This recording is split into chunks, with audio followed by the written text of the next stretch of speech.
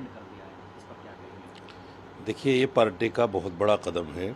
इसमें कोई दो राय नहीं है कि ये हिंदुस्तान संविधान से चलता है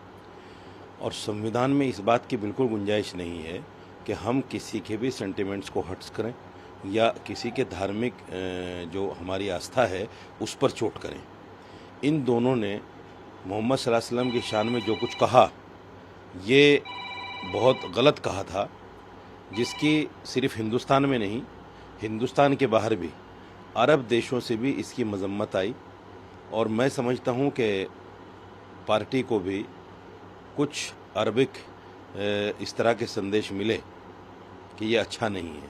क्योंकि मुसलमान चाहे वो हिंदुस्तान में रहता हो या अरब में रहता हो, हम एक खुदा को मानते हैं और नबी पाक सल्लल्लाहु अलैहि वसल्लम जो है हमारे आखिरी नबी हैं, उनको सब मानते हैं। कोई मुसलमान ऐसा नहीं है जो मोहम्मद सल्लल्लाहु अलैहि वसल्लम को ना मानता हो। तो कहीं भी अगर उनकी शान में कोई गलत बात कही जाएगी तो पूरी दुनिया का मुसलमान इस पर एकजुट हो जाएगा और यही वजह है कि तमाम दुनिया से रिएक्शन आने शुरू हो गए। लेकिन रिएक्शन की बात अपनी जगह है और पार्टी का जो फैसला है वो अपने आप में काबिल तारीफ़ है। मैं इसकी सराहना करता हूं और उम्मीद करता हूं कि आइंदा भी अगर इस तरह का कोई भी प्रवक्ता या पार्टी से जुड़ा हुआ आदमी इस तरह की कोई हरकत करे, उसको तुरंत पार्टी से निष्कासित किया जाए, ताकि आने वाले वक्त में कोई आदमी किसी के सेंटिमेंट्स को हर्ट ना कर सके और किसी की आस्था पर चोट ना कर सके। बिल्कुल, पार्टी ने जो लेटर जारी किया उसमें साफ लिखा है कि बीजेपी जो है सभी धर्मों को मानती है, उनकी इज्जत करती है और अगर कोई भी खिलाफ ऐसे बोलता है तो उसकी निंदा करती है। नहीं, बिल्कुल सही है। लेटर मैंने भी पढ़ा है, सही लिखा है पार्टी ने। बस इसमें थोड़ा सा अमेंडमेंट मेरी तरफ से ये है कि कितना अच्छा हो कि पार्टी जो कुछ मस्जिदों पर मामला चल रहा है इसके बारे में भी स्टैंड ले, क्योंकि 1991 का पैलेस वर्शिप एक्ट है, उस एक्ट को चूँकि वो पार्लियामेंट ने पास किया हुआ है, सुप्रीम कोर्ट ने भी उसको बाबरी मस्जिद के फैसले में कोट किया है और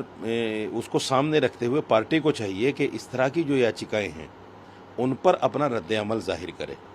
उनके बारे में बताए क्या ये याचिकाएं ठीक हैं या इस तरह से देश का माहौल ख़राब होगा कि नहीं होगा। ये बात भी पार्टी को साफ करनी चाहिए, क्योंकि जिस तरह से मैं देख रहा हूँ पिछले 15-20 दिन से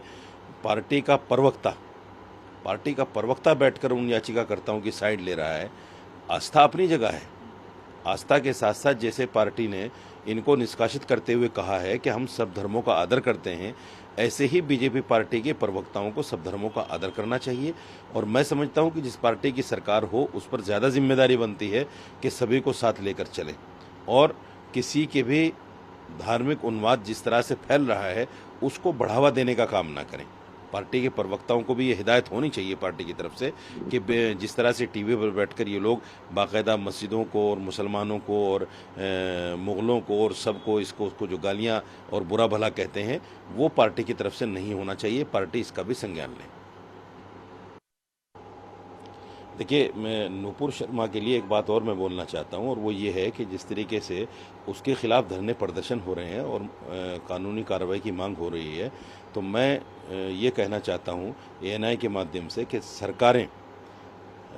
उस पर जो है बाकायदा संज्ञान लें और जितना कठोर कानून उसके खिलाफ हो सकता है वो कानून का सहारा लेकर उसको जेल के अंदर डालें। क्योंकि मेरा मानना ये है कि मुझे बड़ा हर्ट होता है जब कोई आदमी शिवलिंग के बारे में सोशल मीडिया पर लिखता है या मोहम्मद सल्लल्लाहु अलैहि वसल्लम की शान में कोई आदमी बुरा कहता है, तो मुझे बहुत अफसोस होता है कि किस तरह के लोग हैं जो आस्था पर डायरेक्ट चोट करते हैं। आस्था पर चोट नहीं होनी चाहिए और जो आदमी इस तरह की हरकत करे उसके खिलाफ कड़ी से कड़ी कार्रवाई होनी चाहिए, उसमें कोई बचाव उसका किसी भी तरह से नहीं होना चाहिए।